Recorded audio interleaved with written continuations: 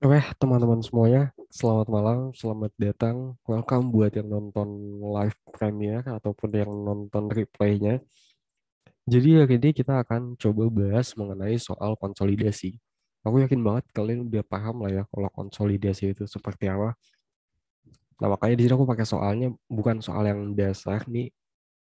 Ini agak sedikit ada tambah-tambahan dikit lah ya di soal konsolidasi ini. Ya kalian juga punya mungkin soalnya soal konsolidasian Pemda 2020 judulnya itu. Oke. Jadi di minggu ini kayak apa ya? Aku fokus buat mengejar semua bab aja sih.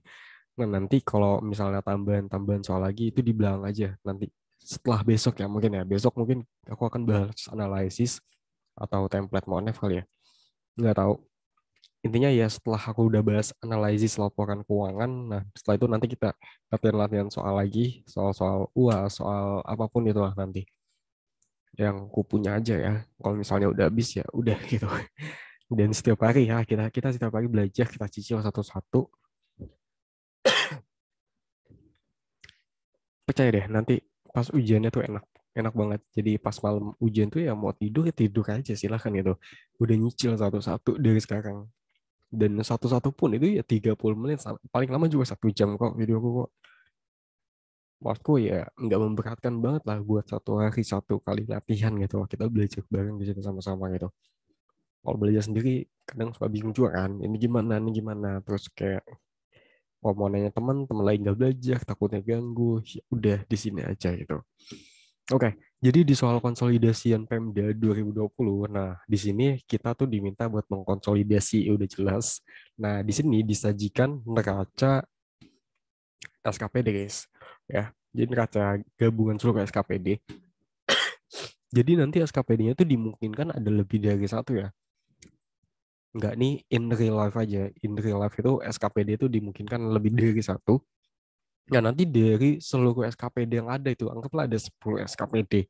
Nah itu nanti akan digabung, jadilah ini neraca saldo gabungan seluruh SKPD gitu.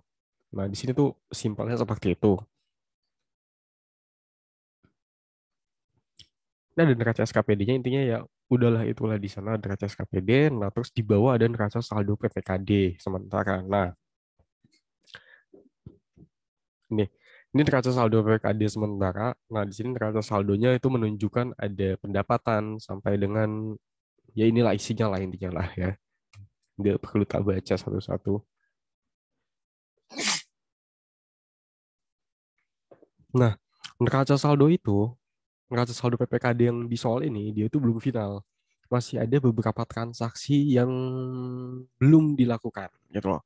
Nah, jadi sebelum kita melakukan konsolidasi, ya, kalau yang tadi yang neraca SKPD-nya itu udah aman. Kita tinggal input aja ke kertas kerja konsolidasinya. Nah, tapi kalau buat, oh iya, jadi konsolidasi itu kan menggabungkan ya. Konsolidasi itu simpelnya menggabungkan aja, menggabungkan antara laporan keuangan SKPD dengan laporan keuangan PPKD.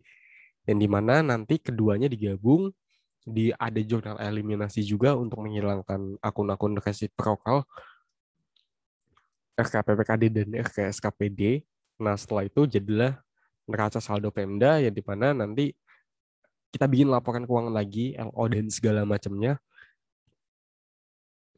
Nah, jadilah laporan keuangan pemerintah daerah. Pemerintah daerah mana? Pemerintah daerah yang mana aja bebas.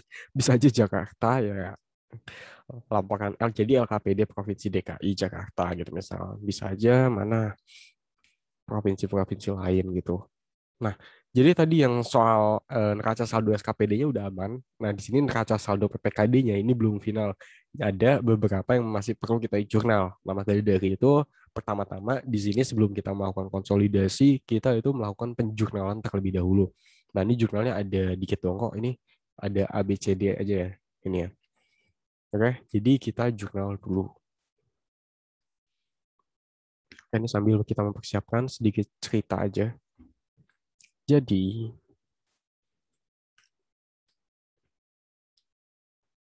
aku tuh pengen ngajakin kalian belajar kayak setiap hari gitu loh. Setiap hari di sini ya udah pantengin aja YouTube ini gitu. Ya, setiap hari bakal ada video jam 7:30. Udah biar nyicil aja, biar enak. Coba deh. Ini kan apa namanya? Ini ujian, enggak ujian terakhir juga sih, ujian terakhir kita di D3 KBN kan. Coba deh. Kalau dari kemarin kalian belajar selalu deadline, selalu pas malamnya, kayak full effort banget. Nah, aku kan ngajakin kalian tuh dicicil satu hari itu satu hari satu aja. Tahu deh pas malamnya itu, kalau kalian merasa kayak udahlah nggak perlu belajar lagi lah itu, dan pas kalian ngerjain pun soalnya pun itu aman-aman aja. Nah itu berarti ngefek banget tuh belajar satu satu hari satunya, karena aku sendiri kalau belajar kayak gitu ya satu hari satu aja, udah sesimpel itu. Dan pas malamnya sebelum ujian itu ya udah bener los, mau belajar mau enggak ya udah gitu loh, dan nggak merasa terancam juga kalau kayak gitu. Nggak merasa oh besok kalau misalnya soal gini gimana ya, besok kalau misalnya soal gini gimana ya, nggak merasa kayak gitu. Tinggal ya udah kerjain aja. Malah biasanya kalau malam-malamnya tuh aku tuh bikin kayak semacam template gitulah buat aku apa namanya, ya buat aku ngerjain. Jadi nanti neracanya semuanya tuh udah otomatis gitu loh, biasanya aku kayak gitu sih. Jadi aku ngerjainnya lewat laptop dulu baru aku salin ke itu, biasanya aku gitu. Udah, oke. Neraca saldo PPKD-nya kita jurnal dulu, one by one. Di sini udah aku jurnal sih sebenarnya. Dan ya, kalau kalian lihat di video kedua Akpenda yang ku buat ya, setelah di Pemkap apa ya?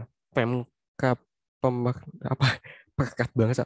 Pemkap Pemkap Perekat Bangsa. Nah, itu ada soal tentang investasi kan. Nah, dia di sana investasi menggunakan metode biaya. Nah, di sini ini ada investasi menggunakan metode ekuitas. Jadi lengkap ya untuk series mengenai investasi, jurnal investasiannya. Kalau kalian yang belum nonton ya nonton aja di tengah-tengah itu di mana lah, nggak tahu. Itu intinya di sana tuh ada tentang investasi menggunakan metode biaya. Oke. Oke, jadi kita masuk ke jurnal yang pertama. Nah, yang A,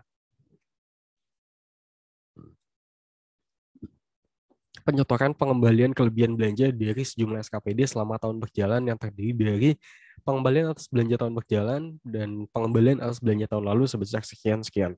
Oke, aku masih belum nanyain tentang ini sih sebenarnya sih, tapi sejauh ini yang ku tahu itu seperti ini. Jadi ketika apa ya, ketika ada pengembalian belanja di SKPD ya, ini di SKPD loh ya. Ketika ada pengembalian belanja di SKPD, ingat gak sih kalian jurnalnya itu? Jurnalnya itu ya ininya gitulah ya, lumayan ribet gitu kan. Lain-lain pendapatan pada ya, lain-lain pendapatan itu mah. Oh iya, nggak tahu, lupa. Aku juga lupa jurnalnya apa. Tapi ya intinya di SKPD itu kan udah di jurnal ya, udah di jurnal dan udah diakuin gitu loh. Kita belanja sekian, ternyata kelebihan gitu loh. Ya kita nerima lagi uangnya, bebannya kita kurangin, kurang lebih seperti itulah prosesnya. Intinya di SKPD itu udah dicatatkan. Nah, maka dari itu di sini kita sebagai PPKD itu nggak perlu nyatet lagi kayak tadi itu, kayak di SKPD itu kayak bebannya kita kurangin, terus di jurnal sapanya juga realisasi belanjanya kita kurangin. Nggak perlu seperti itu. Karena apa? Karena ini belanja SKPD, bukan belanja kita sebagai PPKD. Kalau belanja PPKD, ya di sapanya nanti akan kita tulis. Di sapanya akan kita kurangin jumlah realisasi belanja kita. Tapi ini kan belanja SKPD, bukan belanja kita. Gitu loh. Nah, ini mungkin sifatnya belanjanya LS ya. Iya, kita cuma sebatas memberikan uang untuk kebutuhan SKPD belanja, dan ya menerima uang lagi ketika emang belanjanya atau sisa UP-nya itu lebih gitu loh. Jadi di sini kurang lebih kasusnya kayak gitu. Makanya di sini jurnalnya cuma di SAK aja gitu lah. Jurnalnya Kasdikasda pada RKSKPD. Kasdikasda berarti eh, kita kan anggaplah sebelumnya udah ngasih uang 1 juta gitu loh. Nah, ternyata masih ada sisa. Nah, sisanya 234 di sini. Ya udah kita terima lagi uangnya, makanya kas dikas dari debit yang berarti bertambah pada akun pada SKPD ini sebagai akun resiprokalnya, penghubungan antara transaksi PPKD dan SKPD. Nah, yang kedua juga ini sama, mau belanja tahun berjalan, mau belanja tahun lalu, karena di sini kita bukan sebagai pelaku belanjanya. Kita di sini tuh sebagai apa ya? Ya sebagai PPKD. Ya udah makanya jurnalnya ya sama aja, sebatas menerima aja sih. Nggak ada nggak ada berkaitan sama realisasi kita gitu loh. Nah, oh ya jadi jurnalnya sama juga ya kas di Kasda pada SKPD. Nah, itu yang aku tahu. Itu yang aku tahu tentang ini. Kalau salah ya bisa tolong diperbaikin lah ya. Jangan percaya 100% seperti biasa. Itu logika yang aku tahu gitu loh, seperti itu. Oh ya, dan dari kemarin inget gak sih? Aku tuh selalu bilang apa ya? Kalau di SKPD udah dicatat, ya di PPKD nggak perlu dicatat lagi, gitu. Terus aku juga sering bilang kan, itu tuh kan belanjanya apa namanya? Belanjanya SKPD, jadi ya PPKD nggak perlu nyatat apa-apa gitu loh. PPKD sebatas menerima atau memberikan uang aja sebagai ibunya dari SKPD gitu. Aku sering bilang kayak gitu kan. Nah, kenapa sih kayak gitu? Kenapa nggak boleh ada double pencatatan? Nah, itu tuh nanti bakal ngaruh ke konsolidasinya, guys. Ke akun RKSKPD atau akun RKPPKD. Kalau misalnya nanti terjadi double pencatatan, nah antara akun RKSKPD dan RKPPKD itu nggak akan balance, nggak akan sama nanti. Sedangkan ketika kita konsolidasi kedua akun itu, akun resiprokal itu tuh harus sama supaya nanti kita bisa lakukan jurnal eliminasi seperti itu. Kita lanjut ke yang B. Terbit PMK kurang bayar dana bagi hasil DBH sebesar 874 juta. Oke, ini kurang bayar DBH ya. Nah, jadi di awal kita udah menganggarkan bahwa DBH kita yang akan kita terima itu sebesar 1 juta, anggap gitu ya, 1 juta. Nah, terus kita baru menerima sebesar 500 ribu. Nah, 500 ribunya lagi nih kapan? Mau di mau di apa ya? Mau kita terimanya kapan gitu loh? Kok belum dapat dapat dari pusat gitu. Nah, ternyata pusat tuh nerbitin PMK kurang bayar dana bagi hasil. Bukan pusat. Ini pusat ya? Nggak tahu sih.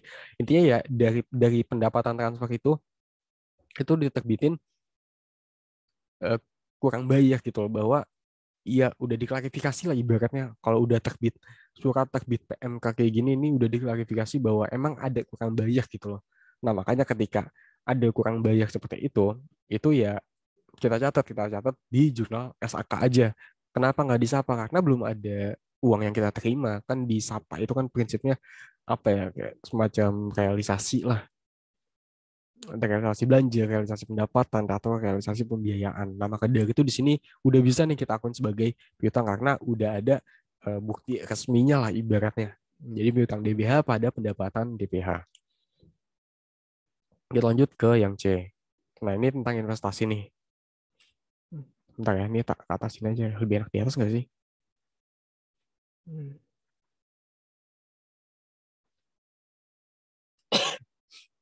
Nah, yang C, Pemda memiliki porsi kepemilikan pada BUMD Berkas Sentosa sebesar 90%. Nah, ini ya. Nah, pertama-tama, kalau ada soal investasi seperti ini, kita analisis dulu. Ini pakai metode apa nih? Pakai metode ekuitas atau pakai metode biaya? Jadi ada dua metode itu. Kapan kita pakai ekuitas, kapan kita pakai metode biaya? Jadi kita pakai metode ekuitas ketika kepemilikan Pemda itu pada BUMD itu kurang dari 20% dan tidak tidak memiliki pengaruh kuat di Pemda itu, di BUMD itu. Paham kan maksudnya memiliki pengaruh kuat, paham kan? Jadi ya kayak semacam apa ya, dia tuh bisa ngatur perusahaan terus pendapatnya kita sebagai PPKD di sini bisa didengar gitu loh. Intinya semacam bisa ngatur perusahaan yang gitulah. Dan terus kalau misalnya kita nyampein suara apa, perusahaannya harusnya di bawahnya kayak gini gini gini gini. Jadi bisa didengar gitu loh. Itu maksudnya apa namanya, punya pengaruh yang kuat atau punya suara yang kuat di sana gitu. Saya tak buka ini aja ya slide ini ya. Ini ya. Yang metode biaya itu yang sebelah kiri nih. Nah, terus yang sebelah kanan ini metode ekuitas. Nah, metode ekuitas itu kapan? Ketika kepemilikannya itu lebih dari 20% lah. Ini 20 sampai 50, lebih dari 50, lebih dari 20% intinya, dan dia itu memiliki pengaruh yang signifikan udah pasti sih kalau misalnya banyak sih. Nah, atau dia itu kepemilikan yang kurang dari 20% tapi punya pengaruh yang signifikan. Ya. Kalau kurang dari 20% dia nggak punya pengaruh yang signifikan, nah itu mas pakai metode biaya. Kalau dia lebih dari kurang dari 20% tapi punya pengaruh signifikan, itu pakai metode ekuitas. Dan lebih dari 20% itu pakai metode ekuitas juga. Oke, seperti itu ya. Nah, berarti di sini karena kepemilikannya berapa persen, guys? Kepemilikannya. Kepemilikannya di sini adalah 90%. Ya, kita lagi bahas yang C ya. Kepemilikannya ada 90%. Maka kita menggunakan metode ekuitas. Oke. Nah, untuk tata cara metode ekuitas, aku sendiri nggak hafal dan kayak masih apa ya? Masih kurang kayak kurang gimana gitu. Ya masih ada yang kurang gitu. Masih logikanya tuh masih kayak belum nyangkut banget sih tentang investasi ini gitu. Nah, ini kalau untuk metode ekuitas, dia kemarin metode biaya kita udah bahas ya, metode biaya. Jadi di investasi ini ada 3 tahap. Ada pengumuman laba investi, ada saat pembagian dividen tunai, dan ada saat investi membagi dividen tunai. Oke, ini juga sama saat pengumuman laba, saat pengumuman pembagian dividen, saat membagikan dividen. Oke. Nah, saat pengumuman laba, kan sebuah perusahaan itu biasanya kalau misalnya dia pengen memberikan dividen, ya pasti udah ada untung lah ya. Nah, makanya ini tahap yang namanya saat pengumuman laba. Untungnya berapa sih? Nah, terus dari untung itu kan nggak semuanya dikasihin kepada dibagi-bagi rata gitu kepada para pemegang saham. Nggak semuanya. Karena karena ya perusahaan itu kan pengen ekspansi juga dong. Nggak pengen ya perusahaannya segitu-segitu aja, pengen ekspansi juga. Maka ya sebagian dari keuntungan itu akan digunakan oleh sebuah perusahaan untuk melakukan yang namanya ekspansi perusahaan buat supaya perusahaannya lebih besar, nanti keuntungannya akan lebih besar lagi gitu. Nah, saat dikasih tahu, nah setelah diumumin laba lalu dikasih tahu nih yang mau dibagiin ke para pemegang saham itu berapa, anggap sebesar 50%. Nah, udah itulah saat dimana pengumuman pembagian dividen tunai. Jadi diumumkan berapa yang akan dibagikan kepada para pemegang saham, 50%. Nah, misal keuntungannya 1 juta, nah berarti yang 500 ribunya itu akan digunakan oleh perusahaan kembali, akan diputar lagi uangnya, dan yang 500 ribunya lagi dibagikan kepada para pemegang saham. Nah, yang bawah ini saat investasi membagikan dividen tunai. Nah, ini udah derealisasi lah. Kalau di yang kedua ini masih masih pengumuman, di bawah ini udah ada realisasi ya, di mana udah bener-bener dibagiin gitu loh uangnya kepada para pemegang saham. Dalam hal ini kita Pemda ya pemegang sahamnya. Oke, jadi kalau metode ekuitas seperti itu. Nah, jurnal-jurnalnya seperti ini. Kalau di metode biaya saat pengumuman laba investi ini enggak ada jurnalnya. Saat pembagian dividen, pengumuman dividen tunai itu ada jurnalnya. Nah, kalau yang di metode ekuitas ini saat pengumuman laba investi ini ada jurnalnya. Nah, kalau di soal ini gimana ya? Ini jawabanku juga sih yang C ini. Semuanya jawabanku sih. Nah, Pemda memiliki proporsi kepemilikan ini pakai metode ekuitas. Nah, Bekas Sentosa pada tahun ini mengumumkan perolehan laba sebesar 760. Nah, ini berarti ada step pengumuman laba. Ada pengumuman laba. Nah, pengumuman laba jurnalnya apa di sini? Ya kan, pengumuman laba nih yang pertama ya. Di Sapanya nggak ditulis karena belum ada realisasi penerimaan pendapatan. Nah, di jurnal SAK-nya itu ada nih investasi. Iya, ini investasi jangka panjang, ya kan? Iya, investasi jangka panjang kan. Kan ini apa kayak semacam saham gitu kan. Saham itu biasanya investasi jangka panjang. Berarti ini investasi jangka panjang. Nah, itu yang beda itu ya. Dia permanen non permanennya itu mungkin ya. Nah, makanya di sini aku nulis kalau nggak salah investasi jangka panjang aja gitu loh. Karena di sini ya nggak ada keterangan apa-apa permanen atau non permanen gitu. Jadi aku tulis investasi jangka panjang aja. Nanti ditambahin sendiri aja. Kok yang benar apa? Nah, ini investasi jangka panjang pada pendapatan hasil pengelolaan kekayaan daerah yang dipisahkan LO. Nah, di sini angkanya nih, ya kan? Angkanya sebesar berapa yang ditulis? Angkanya ya sebesar sebesar kepemilikan kita berapa? Kita kepemilikannya 90%, ya udah 90% dikali sama total laba yang diumumkan gitu loh.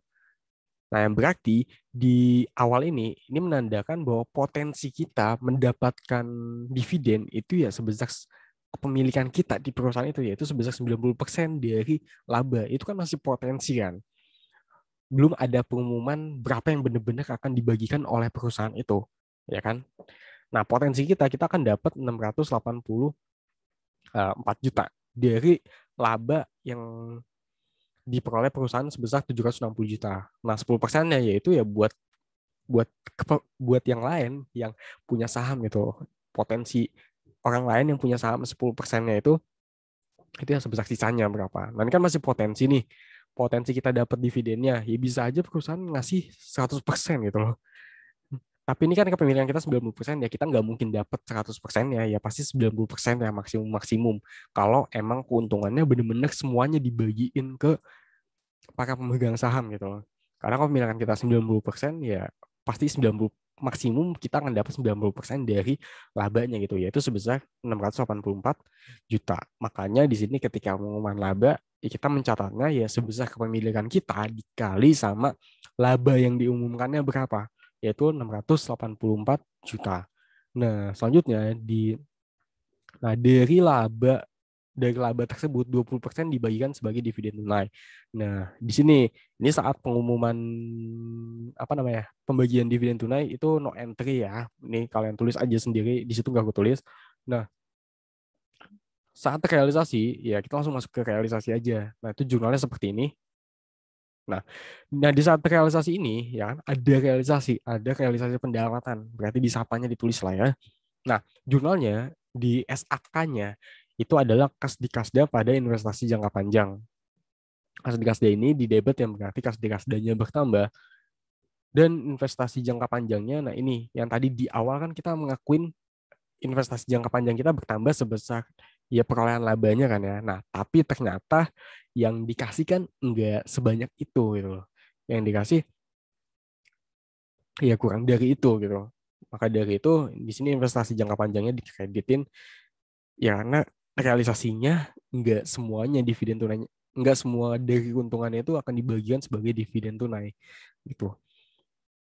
Nah, angkanya sebesar berapa? Nah, angkanya ya sebesar berapa yang akan dibagikan, yaitu 20% dari yang tadi, dari potensi kita dapat ketika labanya itu dibagikan 100%, yaitu sebesar 684 juta. Jadi 20% dikali 684 juta. Nah, berarti realisasi pendapatan dari dividen kita itu bertambah sebesar 136 juta 800. Nah, ini ada di sebelah kanan ada realisasinya juga.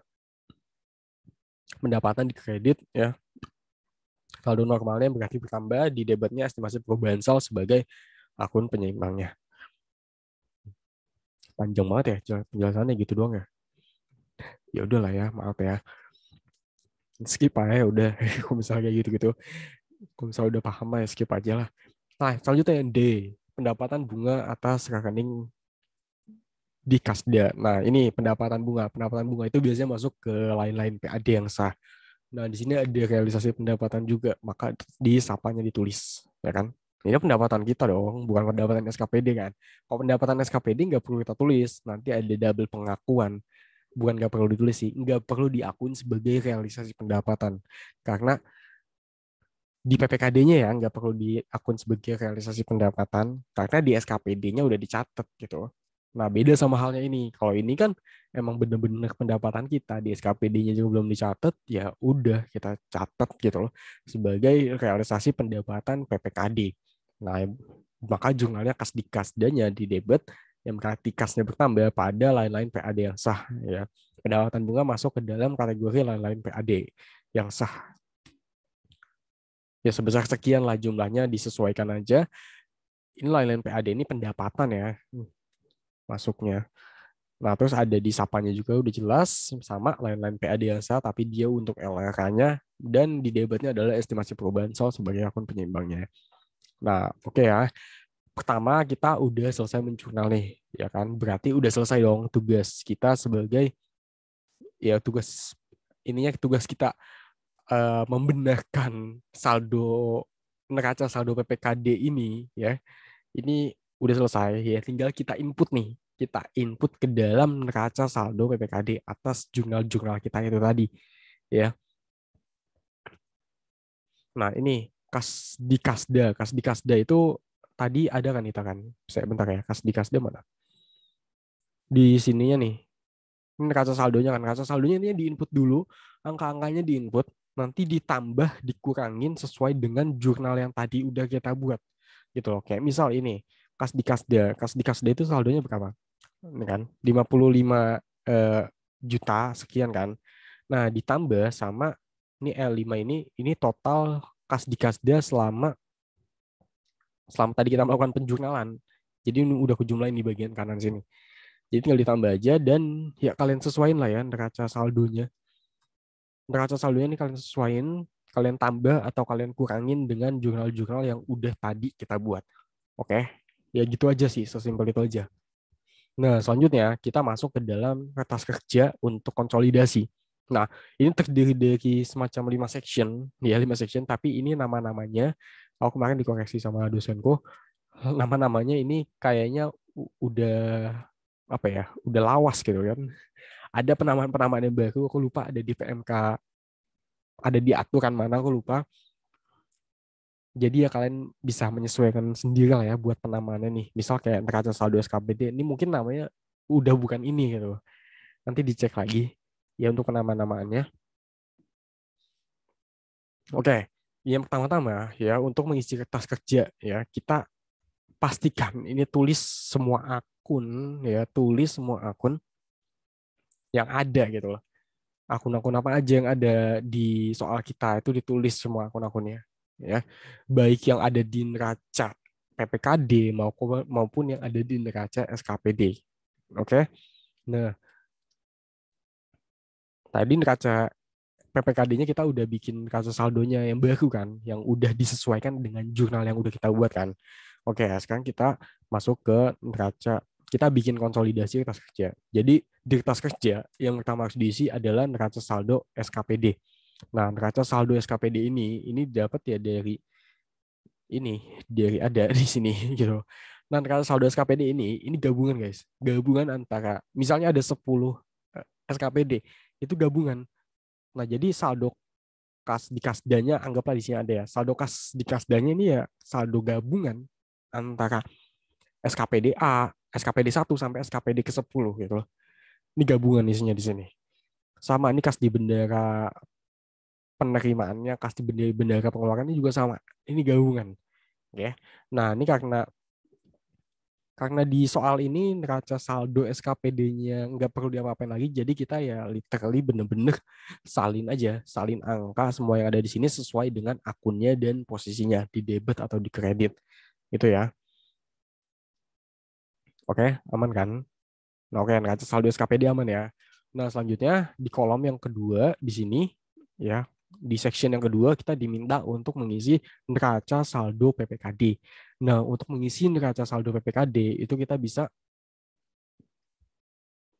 oh iya, yang tadi itu kas di kasda itu akunnya PPKD, bukan akunnya SKPD. Aku salah ya.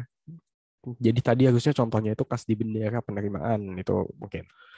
Nah, yang kedua, di section yang kedua kita diminta untuk mengisi neraca saldo PPKD. Nah, neraca saldo PPKD yang kita isi ini yang tadi, yang udah kita sesuaikan. Karena tadi kan neraca saldo yang di soal ini, ya, ini kan masih belum sesuai kan, masih belum benar lah ibaratnya lah. Masih ada beberapa yang perlu kita jurnal dulu.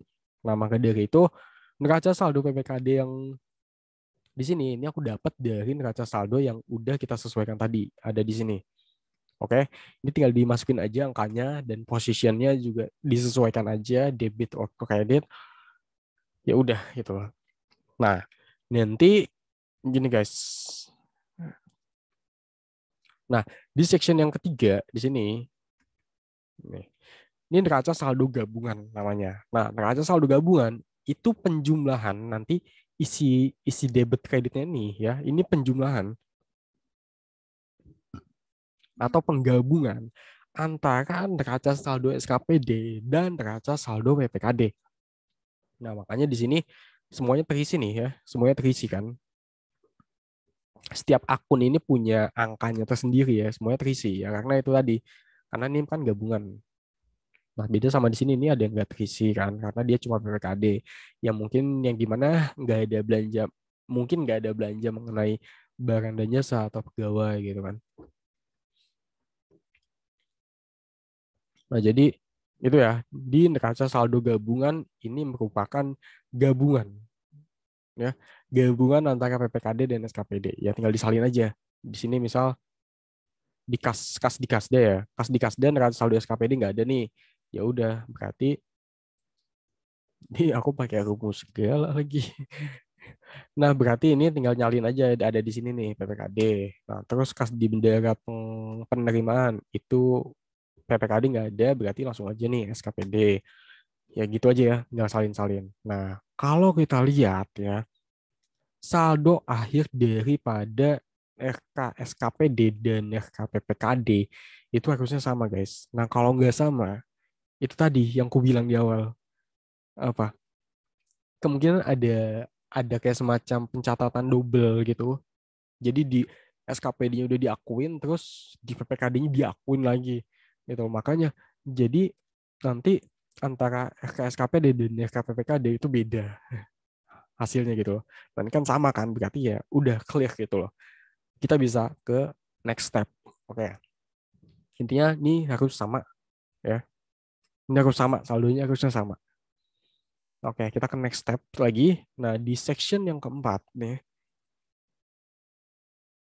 Nah, di section yang keempat ada namanya eliminasi dan penyesuaian. Nah, apa yang dieliminasi? Nah, yang dieliminasi adalah akun resiprokal di sini ya, akun nih, akun RKPPKD dan akun RKSKPD. Ya, jadi sigma dari atau jumlah dari RKSKPD dan RKPPKD itu harusnya sama.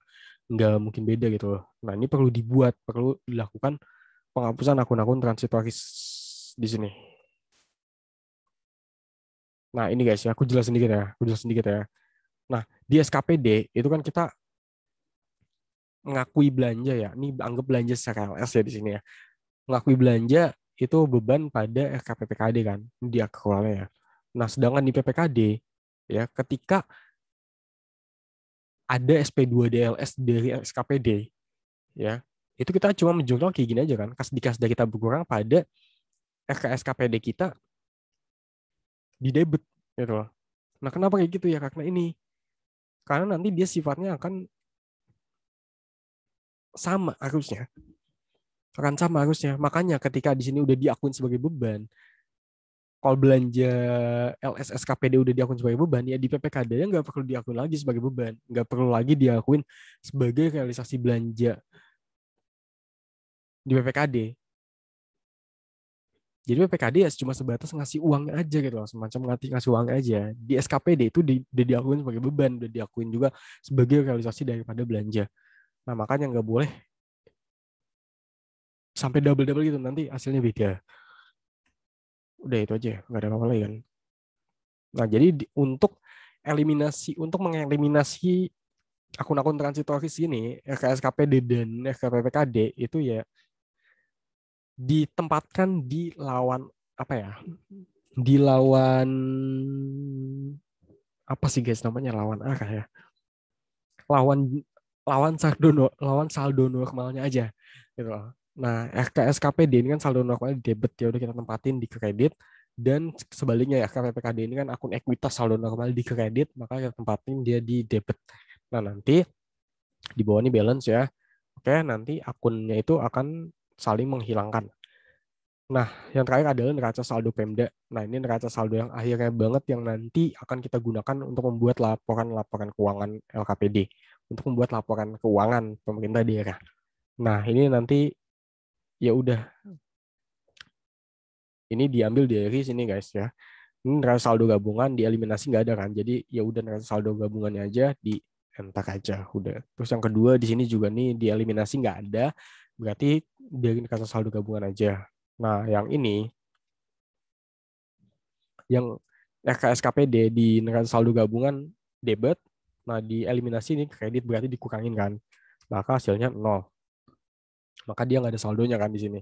Sama hal juga sama yang RKPPKD juga di sini 0 karena dia dikredit di neraca saldo gabungan, terus karena ada jurnal eliminasi, maka dia di debit sehingga di sini saldo akhirnya adalah 0. Nah, setelah kita udah selesai bikin kertas kerjanya, ya kita bikin laporan keuangannya. Kalau dari semua yang ada di sini, ini kita nggak bisa bikin laporan realisasi anggaran, kita nggak bisa bikin LRA, karena di sini diketahui LO, LO to, ya kan? Cuma LO aja, akun-akun yang ada di LO. Jadi ya kita cuma bisa bikin LO, LPN, raca mungkin ya di sini. Nah, untuk LO-nya sendiri ya angka-angkanya ini didapat dari ini tadi guys, didapat dari kertas kerja pada bagian neraca saldo Pemda ini ya. Contoh nih misal. Nih pendapatan pajak daerah. Nah, pendapatan pajak daerah ini 46 sekian didapat dari sini. Pendapatan. Berarti aku pendapatan mana? Pendapatan pajak daerah. Nah, ini ya 46. Nah, didapat dari sini. Nah, dan seterusnya sampai bawah ya, didapat dari sana jadilah LO LO apa ya namanya? LO pemerintah kabupaten apa gitu kan. Nah, inilah LKPD-nya, laporan keuangan pemerintah daerahnya yang terdiri dari LO, LPE, dan raca kalau untuk di soal ini. Nah, nanti hasil dari LO, ya, hasil dari surplus atau defisit LO ini akan dibawa masuk ke dalam LPE. Ya, di sini. Nah, ekuitas awalnya dapat dari mana? Ekuitas awalnya juga sama, guys. Ekuitas awalnya dapat dari kertas kerja. Di bagian sini juga sama. Ekuitas mana? Ini ekuitas awal tahun 492 sama dari sini juga didapatnya ekuitasnya. Nah, selanjutnya nanti dijumlah jadilah ekuitas akhir yang di mana ekuitas akhir ini akan dibawa ke dalam neraca di bagian ekuitas. Apalagi ekuitas ya ini. Nah, ini angka-angkanya juga sama. Ini kita dapat dari nih kayak ini misalnya kas dan setara kas ini berarti ya, ini kas dan setara kas ini berarti dapat dari kertas kerja juga sama. Nah, berarti kas dan setara kas itu ya meliputi kas di Kasda ditambah sama kas di bendera penerimaan ditambah sama kas bendera pengeluaran. Jadilah kas dan setara kas di sini. Terus piutang pendapatan ini juga didapat dari kertas kerja di bagian neraca saldo Pemda yang ini kan. Iya, kurang lebih seperti itu. Jadi ini nanti ditulis sendiri lah di bagian bawah sini. Oke, sekian dulu. Aku pengen lanjut ke bagian analisis laporan keuangan. Oke, sekian dulu buat konsolidasi laporan keuangan. Oke, jadi ya simpelnya kalau disimpulin buat konsolidasi ini kita tujuan awalnya adalah menggabungkan antara laporan keuangan yang dibuat sama SKPD, entah dari 10 SKPD, entah dari 50 SKPD itu intinya digabungin antara laporan SKPD 1 sampai SKPD 10 gitulah anggaplah digabungin jadilah laporan SKPD gabungan kan. Nah, nanti laporan SKPD gabungan itu akan dikonsolidasiin, akan digabung lagi sama laporan keuangan PPKD. Nah, laporan keuangan PPKD sama SKPD gabungan itu digabung jadi satu, jadilah bukan laporan yang digabung sih, neraca saldonya ya tadi ya. Neraca saldonya digabung jadi satu, jadilah neraca saldo gabungan kan. Nah, saldo gabungan ini, nah nanti kita melakukan eliminasi apa yang dieliminasi, yaitu akun-akun transitoris di sini, akun resiprokal, SKPD dan RKPPKD. Nah, setelah dieliminasi jadilah neraca saldo Pemda, yang dimana angka-angka neraca pada kertas kerja bagian section neraca saldo Pemda ini akan digunakan untuk membuat laporan keuangan pemerintah daerah. Ya, baik itu berupa LO, LPE, maupun raca. Kalau di soal ini cuma 3 itu aja yang bisa kita buat. Oke, sekian dulu. Udah berapa menit nih videonya? Oke, sekian dulu. Ya, sampai jumpa di video selanjutnya. Besok ada lagi jam 7:30. Thank you. See you guys. Bye-bye.